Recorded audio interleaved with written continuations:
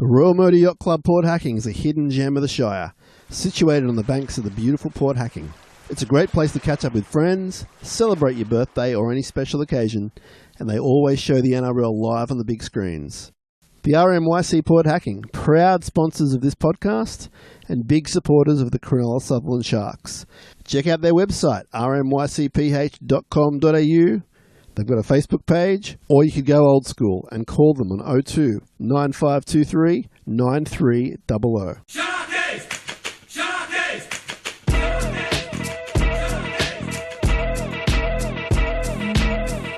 Fafita tries to crash his way over, he does! Fafita got the ball over the line! And to all you people back in the Shire, turn your porch lights off because we're coming home with a trophy.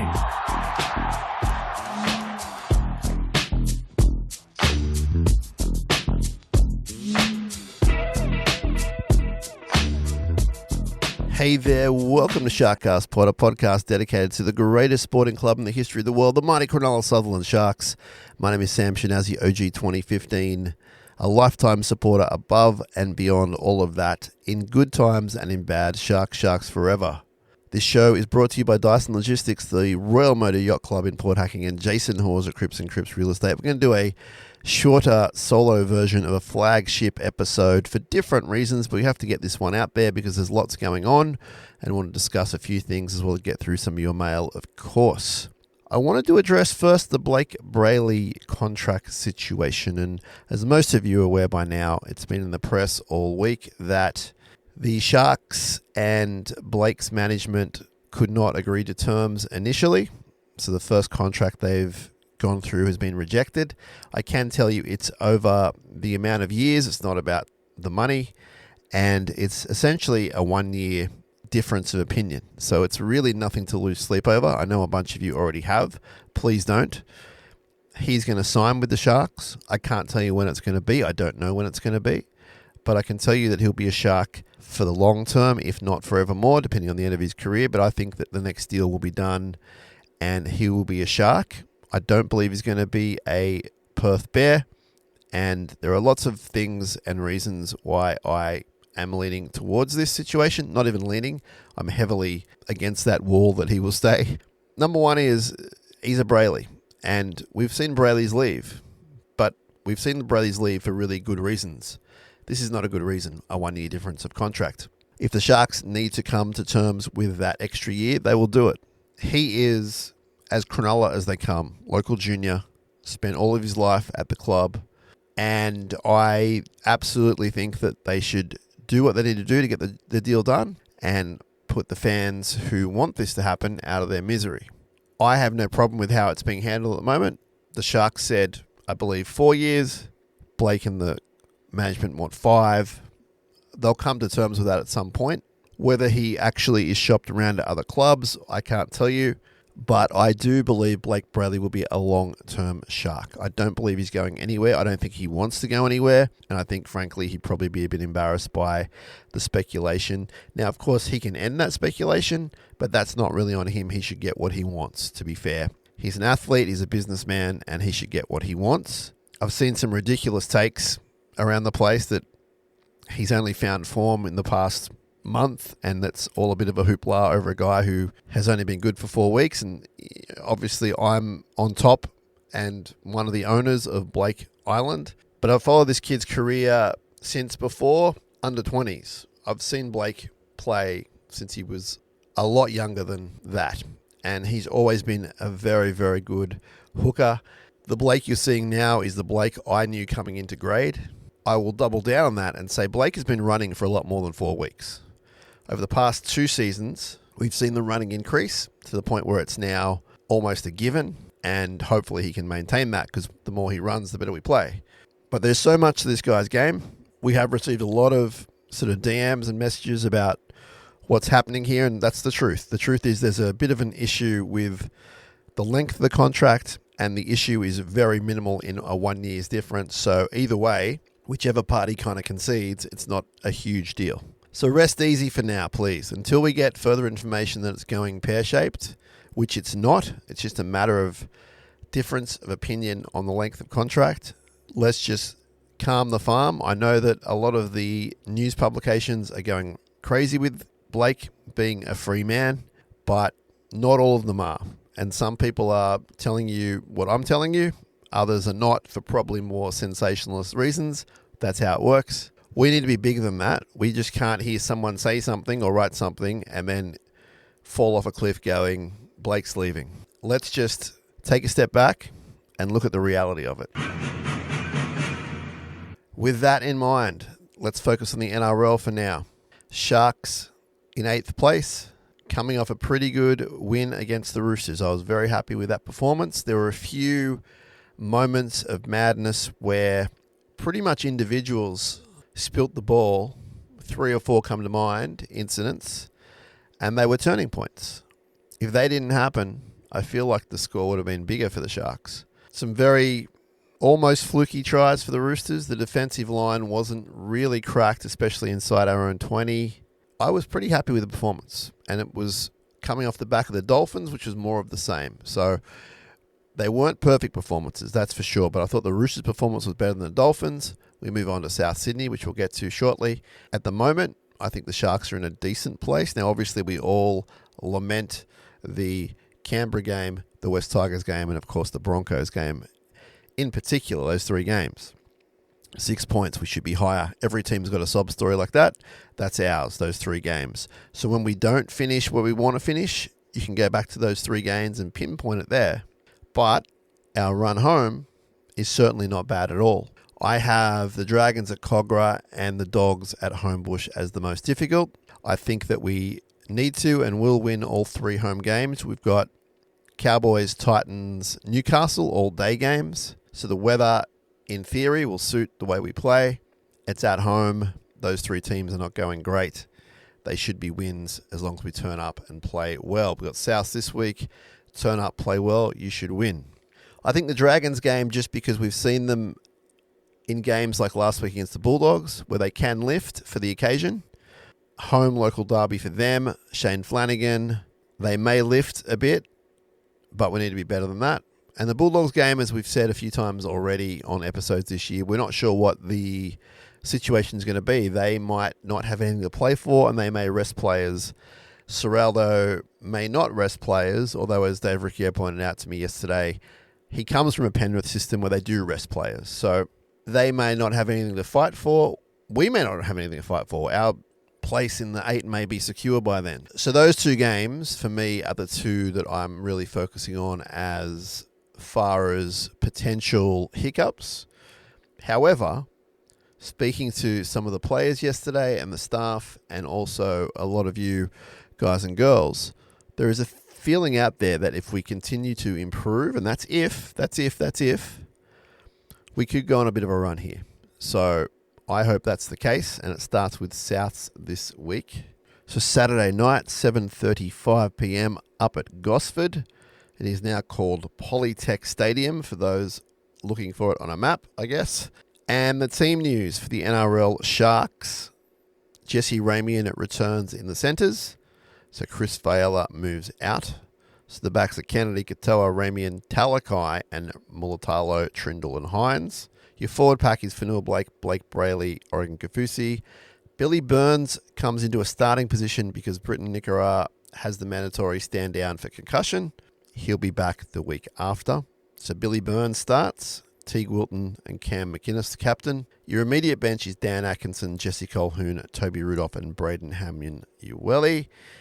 And the extended bench is Jaden Beryl, Chris Vaiala, Hohepa Puru, Sam Stone Street, and Nephi Puru. At the moment, I don't have any intel on any movement on that bench, but we'll wait and see. We'll see what the coach comes up with. If Dan Atkinson remains there, it would be to cover a bunch of different positions regarding maybe some guys who are borderline injured, but we'll wait and see.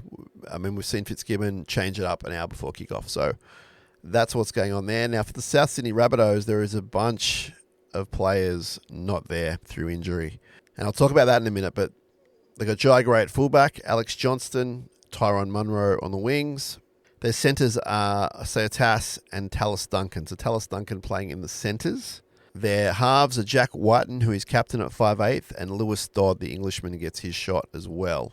Front row is Tavita Totola, Sevilla Havili, and Sean Kepi. Back row is Ewan Aitken, Jai Arrow, and Lachlan Hubner. The bench is Liam LeBlanc, Jacob Host, Ryan Gray, and Ashton Ward. And there's also an extended bench, obviously, as well, which I won't get into right now. So as far as their back line goes, I mean, Tallis Duncan doesn't usually play in the centres, so that would be something that I would be targeting, especially with our red-hot back line when they're on. The rest of the back line is fairly standard, and there is some talent there, obviously. Now, they do favour their left side. The most successful team on the left-hand side for scoring tries, and their right side basically does nothing. Now, I'm not saying that's going to happen this week, but if you follow the stats and follow the way that the patterns go, their left side is the only place they go. So 5'8" is Jack Wighton, and I'm not a huge fan of what he does. Many others are. I'm sure he has it in him to light one up. I hope it's not this week. We'll see what Jack can produce for the Rabbitohs. Lewis Dodd has a lot to prove, yet to really do it at the main level of rugby league. Some success in England, but playing mostly in reserve grade this year and doing an okay job. So the halves of Wighton and Dodd do not scare me, but also it's a little bit of the unknown as well. Forward pack is fairly standard, fairly solid into Tola, Havili, and Kepi in the front row. And the back row, I think, is their preferred one of Aitken, Arrow, and Hubner. So there's not really much missing there.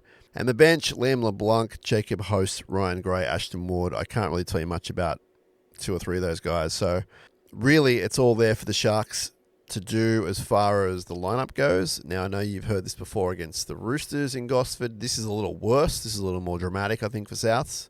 I mean, I'll play you the interviews with Cam McInnes and with TEIG WILTON. So keep listening to the show. I'll play those interviews for you. I'll throw them in, and they address this because I raise it with them. I address the fact that we, this year, have taken our minds off the game, maybe turned up a little bit less than desirable, and got done. So they're aware of all this, and they've addressed that, and you can hear that in the interviews coming up. It's a Wayne Bennett team. Last week, they were near 90% at completion rate. So I'm not suggesting this is going to be a walk in the park. I do think that we should be favourites, absolutely. And I do think we will win. But we've seen it. Any team that turns up can win on the day. So let's be that team, please. We did beat them earlier in the year, of course, with that amazing first half of football. Second half, not so great. But we won, I think it was 27-12. So comfortable winners in the first meeting. Hopefully comfortable winners in the second meeting.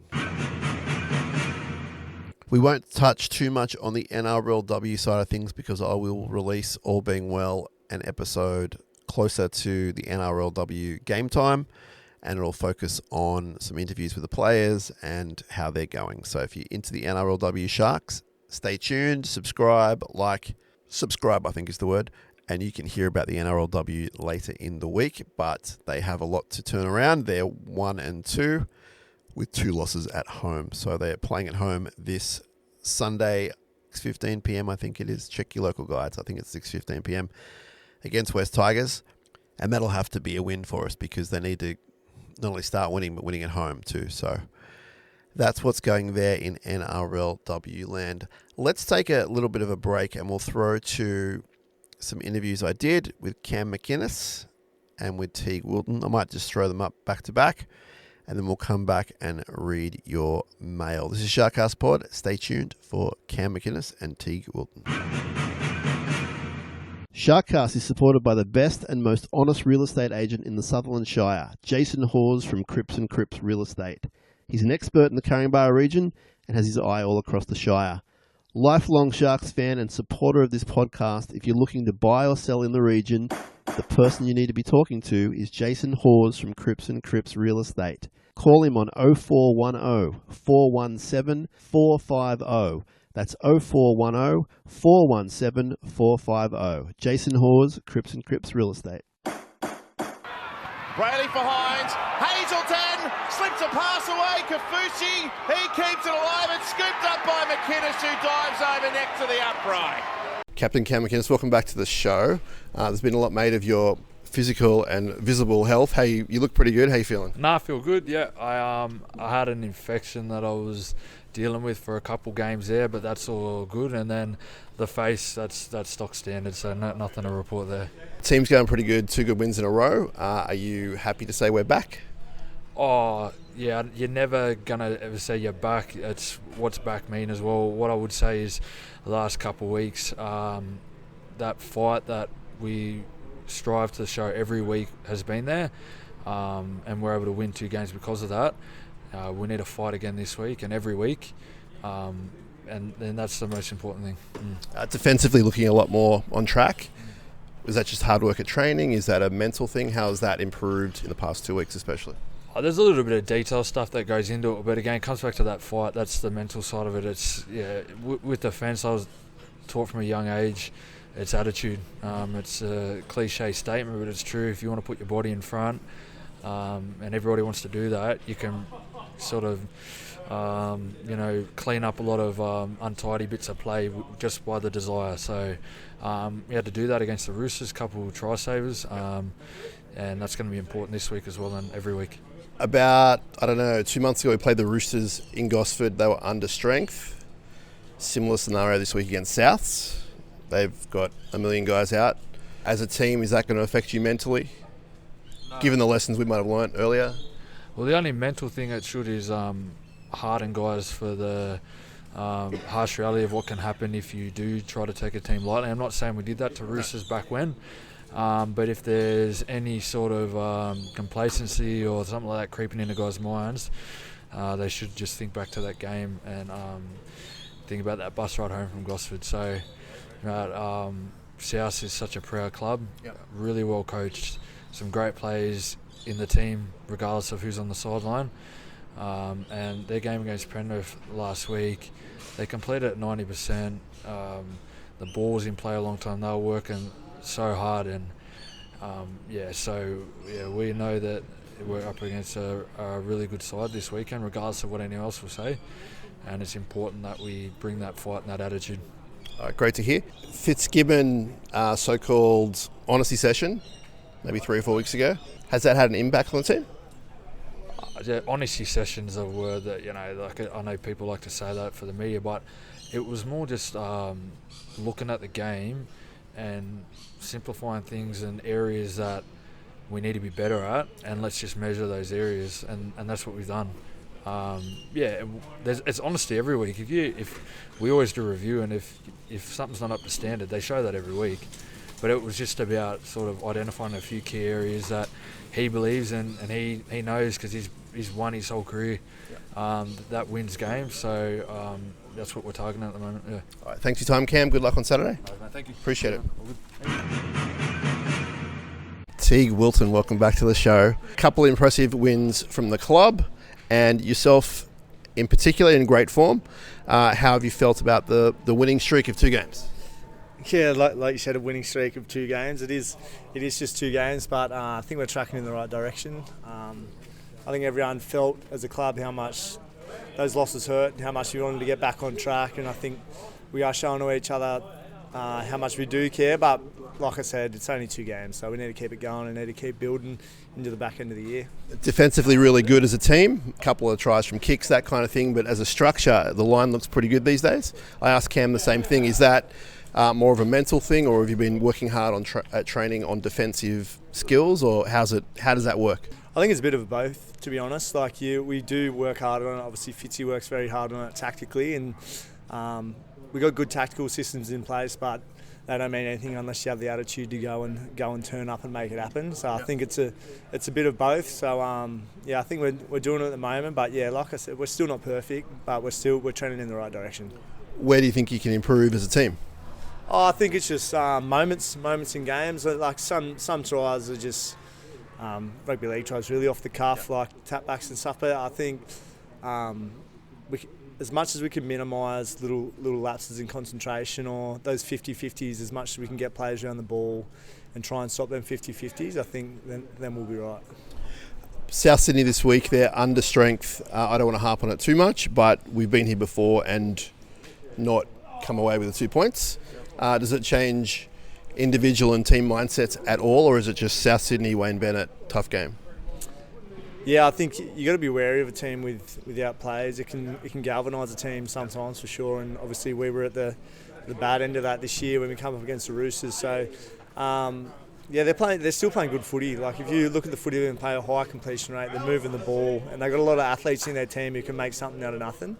So no, you got to respect every opponent in the NRL, and I think this year more than any other year you can see that anyone can beat anyone on their day. So we'll definitely be preparing for a good hard game, and obviously Wayne Bennett, the coach, you can never take him lightly. So yeah, look forward to it. All right, thank you for your time, TEIG WILTON. Thank you. Knock 'em down on Saturday. Cheers. Thank you, sir. Here it comes. Hydes for the win. Nico Hydes is ice cool. It's Cronulla's night. They've done it again at the death in the Shire. Hey, welcome back to SharkCast Pod, solo flagship edition style. You just heard from Cam McInnes and TEIG WILTON talking about where they're at and where they're going. Hope you enjoyed those interviews. I love talking to those two guys in particular, and for obvious reasons, they are so dedicated to their craft and appreciate their time. If you can hear any noise in the background, it is my little heater that is on because it is a cold one in Sydney as I record this. Cold winter, which I'm really appreciating being a winter person. We're going to flip over to your mail right now and bear with me as I get through it. Mark has been in touch. He said, great effort and gritty win from the boys. Congrats to CV565 on his debut and try. And congrats to AFB on his 200. Good game from Kennedy, Trindle and Hines, but Brailey was man of the match. Up, the black, white and blue. That is from Gundaroo Gummy. And he said, P.S. Love the podcast. Thanks for all the content and insights. It is absolutely my pleasure. And I'm glad you're listening. Appreciate your support. And yes, CV did great. He did really good on debut. Well, not sure when we'll see him again next, but it's good to have that one under his belt. Thanks for being in touch, Gundaroo Gummy. Shane has been in touch and said, given Chris Vaiola's initials, CV, should we nickname him the Resume? Keep up the great work. Cheers, Shane. I'm pretty cool with that.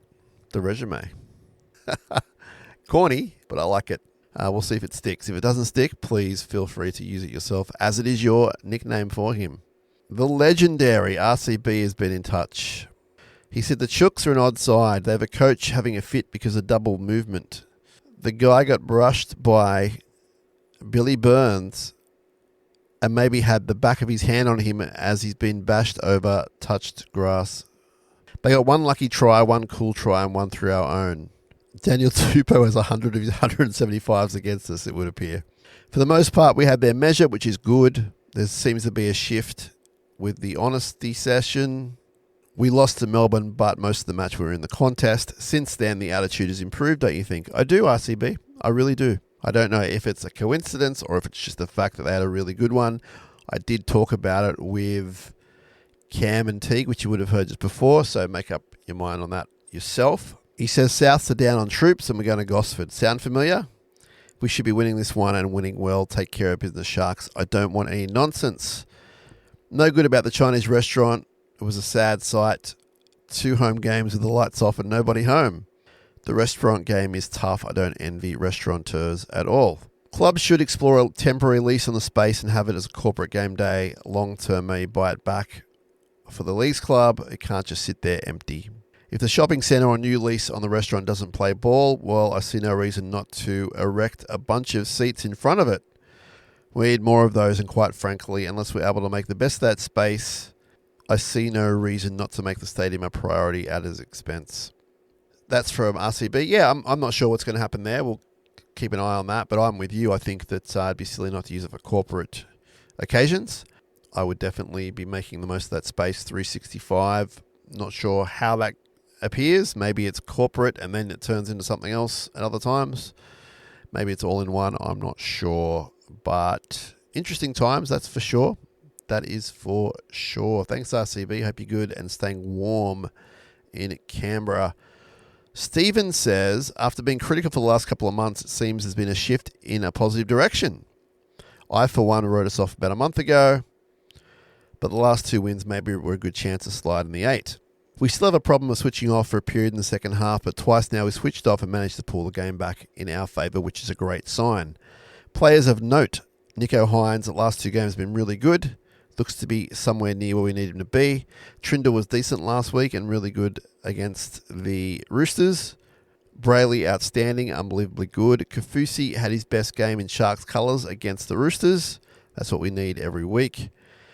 Not so good. I thought Kennedy, while having good moments, let us down with some basic errors. I hope he can regain some form. Welle, I just can't have him in the side. Hopefully Tall Tom is back in a couple of weeks and Welle can be moved on. Given our run home, if we want to have a successful season, we should be winning most of these games. I, for one, thought we'd be close to winning the comp this year, but performance over the last 2 months and the rest of the season dashed that hope. I'm not sold on this side still, but the last 2 wins give me a glimmer of hope. Thanks. That's from Stephen. Thank you, Stephen, for being in touch. Tall Tom is real close. Tall Tom is looking likely for the week after. So is that the Cowboys next week? I think he's Cowboys. If he's not Cowboys, he'll be the week after. But Tall Tom is getting a lot closer to your point there. Yeah, I know everyone was writing off the Sharks, or most people were writing off the Sharks during that run, and I don't blame you.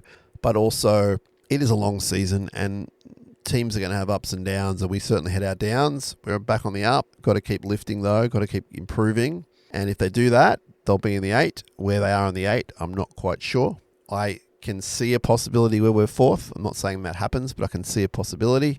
Clinton Maynard spends all of his time when he's not doing 2GB or family stuff on the ladder and the predictor, and he says, no, we're not going to finish 4th.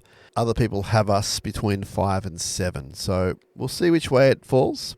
A lot of twists and turns to come in the NRL season. Thank you, Stephen, for being in touch. Legendary. Thank you. Ben Harlem from New York City says, long-time listener, 4-time guest host, first-time emailer. I just heard in a few podcasts and TV shows that Jaden Campbell is being shopped around and the Sharks are sniffing around Chevy Stewart. One is the son of a Sharks legend, the other is a Sharks junior. Are either a realistic option? And what would you prefer as fullback for next year, considering the options in-house as well? What a great question from Ben Harlem. You know his work from previous episodes on SharkCast, and the world knows him from the Morning Mashup show, and he's got his own show as well on Sirius XM. Great question, Benny. I like Jaden Campbell as a player. I don't know if his style is going to suit where Craig Fitzgibbon wants to go, but I really like it. I like him as a player. I love his dad. I worship his dad. I don't know what asking figure a Jaden Campbell would be after. That would be the sticking point, probably. It wouldn't be chump change, and it wouldn't be break the bank, but I'm not sure where it would be. That would be the biggest issue. Whereas Chevy Stewart would come back on a pretty honest contract. I watched a lot of Chevy in the juniors. I've seen him play a little bit for Canberra. I haven't been watching his lower grade Canberra stuff, so I don't know about how he's going there. But definitely talented. If I had to pick one of the two, I mean, I'd probably go Campbell, but that's in a perfect world. With the options we have in-house as well, which is Will Kennedy, which is Liam Eisen. At the moment, there's some other younger guys, but they're not going to be ready for a few years. Those two will be ready next year if they're both on contract. I don't know. I think the realistic one might be Liam Eisen and Chevy Stewart fight it out on contracts that are reasonable, and you pick the best one. I know that there's a lot of hope and faith in Liam Eisen as a player. Like, the injury was a major hurdle, but players get over that, and we're assuming there won't be any more. So I think Liam has the inside running. I'm not sure where the Will Kennedy stuff stands contract-wise. I don't think a lot of teams are hunting around for him at the moment. But yeah, long-winded answer, Ben, is I don't really know, but I would pick Jaden Campbell if it was at all possible. I definitely would pick him up for lots of different reasons. The main one being he's a great player. Hope you're well over there, Benny, and appreciate you replying to my late night texts about Music Max on the Foxtel Broadcasting Corporation. Susie has written to us and said, what a game from Blayke Brailey. And that is in regards to his performance against the Roosters. Susie is one big shareholder in Blake Island. So again, Susie, I know that you'd be reading things about Blayke leaving, and take my word for it, he's not going to be leaving.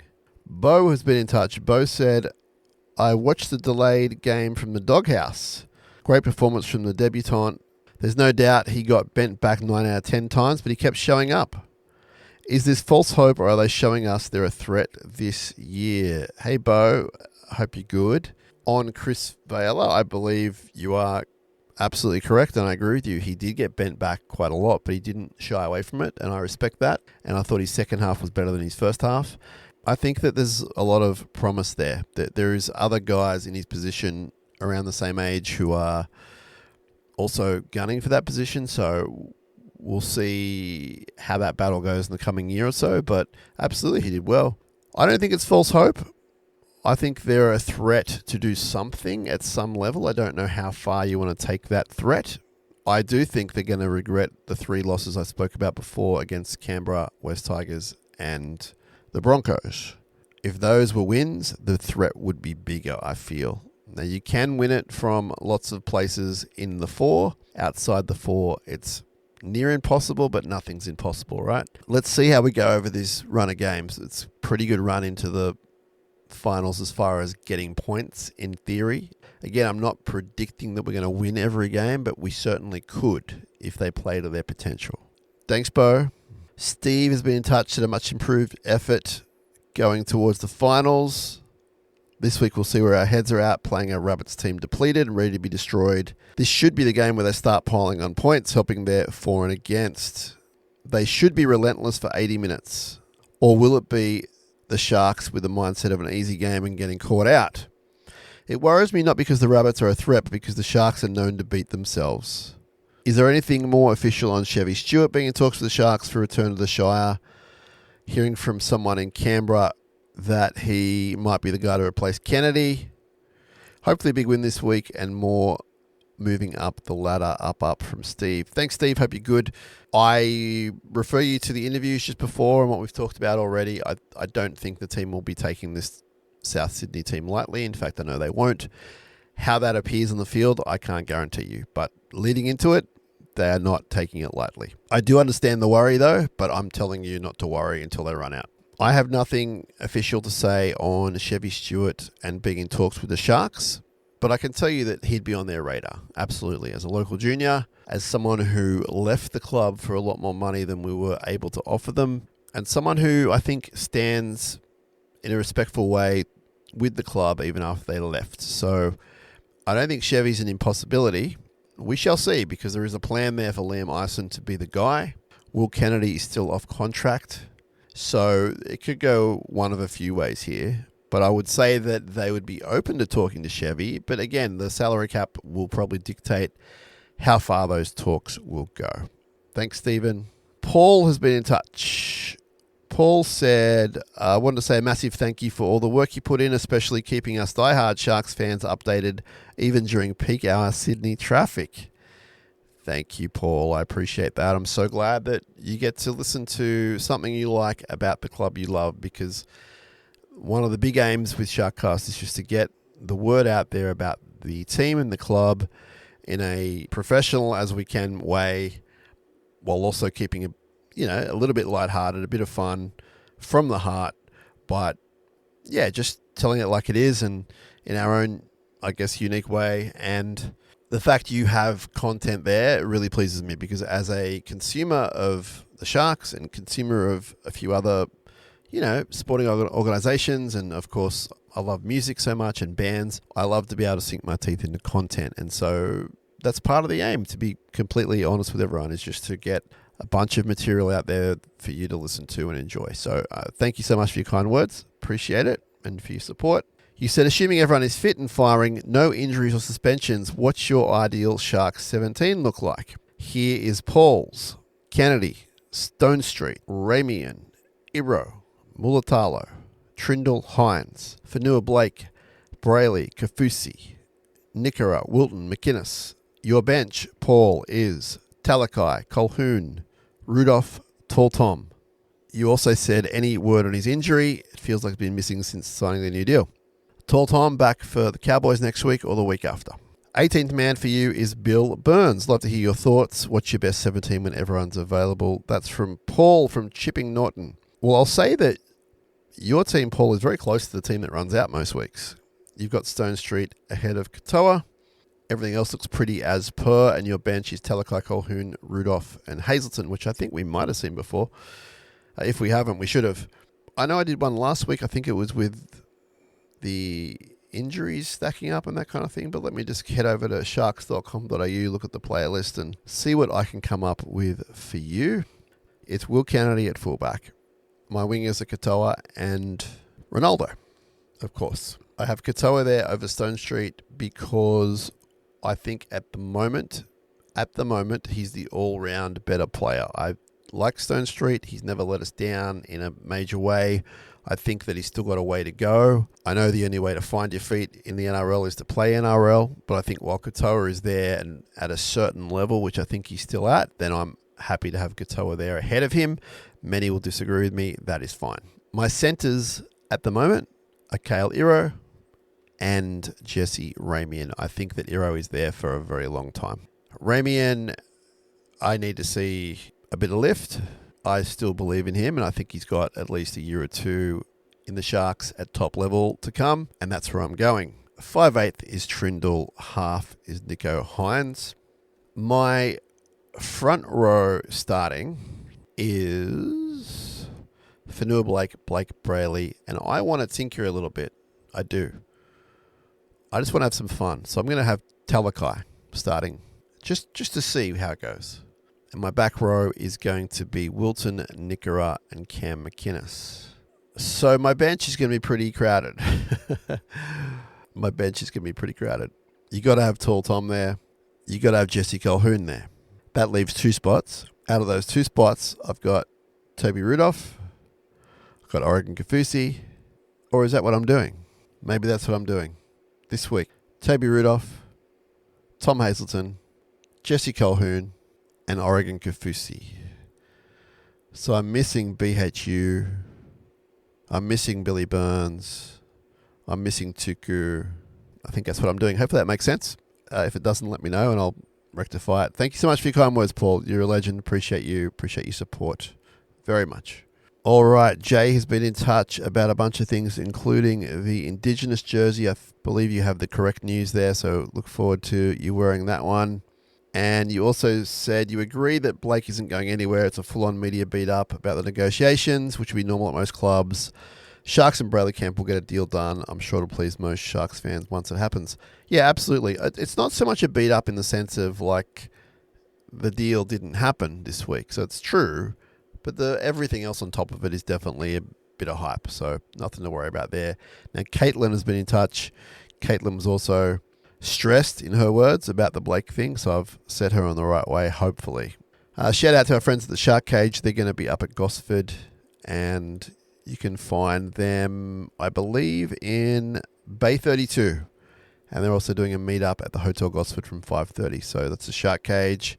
Go along and hang out with those kind crew, and you can sing along, play some drums, etc. Wade has been in touch and said, I missed most of the post-match stream, but love starting my Monday giving it a listen. So that's pretty cool. Wade listens to the post-game on the Monday. There's no shame there. You can listen whenever you like. As long as you hit play, I'm pretty happy. So whether it's live or the next day or the Monday or a week later, it doesn't really bother me as long as you get to it, because we love having you guys and girls listening and contributing to that show, Wade. So glad you get to it. Appreciate that you get to it, I should say, very much. Great win against the Roosters, and beating the Dolphins was so important for our finals hopes. I love the look of our halves. Both were strong and the kicking was perfect, and I completely agree with that, Wade. Been on Blayke Island since day one. I'm over the moon for him to be finally getting recognised in the league. He's always been an amazing talent, but he definitely stepped up to another level this year. Now, that's true. Wade has been on Blayke Island since day one. You said that CV did nothing majorly wrong, played all right on debut. A few shaky moments of defence and definitely didn't seem up to the physicality of the NRL. But confidence and experience will help that. Great try to top it off. That's from Wade. Thanks so much, Wade. Long-time listener. Appreciate you. Our friend Paul has been in touch. He said, Tricky was better, helped game management and kicked well. Nico backed up a great game with a good win. Again, Teague was Mr. Underrated in this team, definitely defensively a star. Billy Burns, a value for money, deserves another year, which I think he'll be getting, Paul, so stay tuned on that. I believe Billy Burns is sticking around. Kaufusi 2 weeks in a row has given us what we were asking for. AFB is a leader and has a lot to do with the making of the form of Blayke Brailey. So that's a great point. When AFB is firing, Blake's firing. Nice move from CV on the try. Showed class, but also very raw. Got better as the contest went on. As usual, Paul, you and I see things very much in the same vein.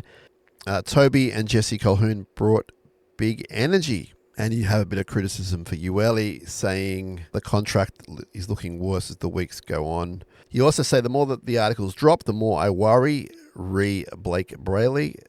Just sort the deal and can the outside noise. And yeah, I agree with that. But I mean, I don't know how we can necessarily rush these things. They're pretty important to both parties and we want to get it right. But yeah, I completely agree with you. And as usual, astute viewing from you, Paul. Appreciate you. Badfish said, I hope the stuff around Brailey gets put to bed soon. We love not being in the media for the wrong reasons and disappointing this one got out. Needs to be a Shark for life. The manager is playing clever. And so, you know my thoughts on that by now, Badfish, so nothing much to worry about there. If there is something to worry about, I'll let you know.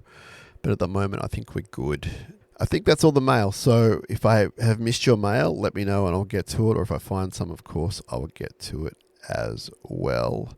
We have a fantastic audience. I'm not just saying that because I'm talking to you right now. It is something that I know in my heart of hearts. SharkCast listeners and viewers are awesome, so supportive, and just you contribute so much to the show, and I can't thank you enough for that. So stay tuned to SharkCast Pod. We will have more episodes coming at you before you know it. We got Souths away in Gosford on Saturday, and then we have West Tigers at home in the NRLW at Shark Stadium on Sunday evening. So a lot to get through, a lot to consume, a lot to talk about, which is just incredible.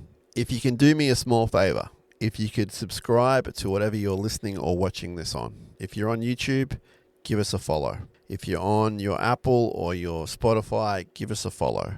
It helps us and it helps you. You'll get a notification saying there's a new episode, that we're going live, post-game, etc. Most games these days we're doing post-game shows, so you can get that link straight away. And just on that, if you want to jump on and have your say on the show, there's ways to comment. And if the comments are suitable, which most of them are, we throw them up and we talk about them. If you want to come on and have a chat, you can have your camera on or your camera off. It's quite easy to do for anyone of all ages. There's a link in the YouTube and Facebook comments. On Instagram, it's a bit more difficult, but you'll be able to find it somewhere on the internet. There's a link. It's a link for a website called StreamYard, and it takes you straight into where we're doing the broadcast from, so to speak, online, and we can see you, and we will put you up into the show as soon as we can. Now, it could be straight away, it could be 5-10 minutes, not sure, but you can listen to the show while you're hanging out in this space. It's quite easy, and if you don't want your camera on, we respect that. If you want your camera on, that's even better. So it's up to you, guys and girls, to do that, but we encourage you to do it. We've got a bunch of regulars that do it. We'd love to hear and see from some first-timers as well. Everyone is welcome. There is no pressure to do it, but it also makes the show a bit more fun and a bit more flexible and a bit more variety, I guess is the word I'm looking for, to have other opinions on there. So see how you go when we do these live streams. And as Paul said before, he watches it and listens to it on a Monday. So there's no stress there. Whatever is good for you is good for us. Bottom line is, we appreciate you. SharkCast Pod, you'll be hearing from us shortly. Up Cronulla. Let's go. Hey folks, we finally have some merchandise available. RugbyLeagueMerch.com is where you'll find SharkCast merchandise. RugbyLeagueMerch.com. Hats, t-shirts, stubby holders, coffee mugs, just for a start. A lot more coming in the season ahead. RugbyLeagueMerch.com. We've kept the prices down as much as we can. Check out the fine print for postage, but we do believe that Scott at Rugby League Merch is doing a great job. Happy to align ourselves with him, and any questions, please drop us a line. Check out rugbyleaguemerch.com for all your SharkCast merchandise needs, whether it's for you or a family friend or anyone else in your tribe. So check it out, rugbyleaguemerch.com. Sharkies! Sharkies!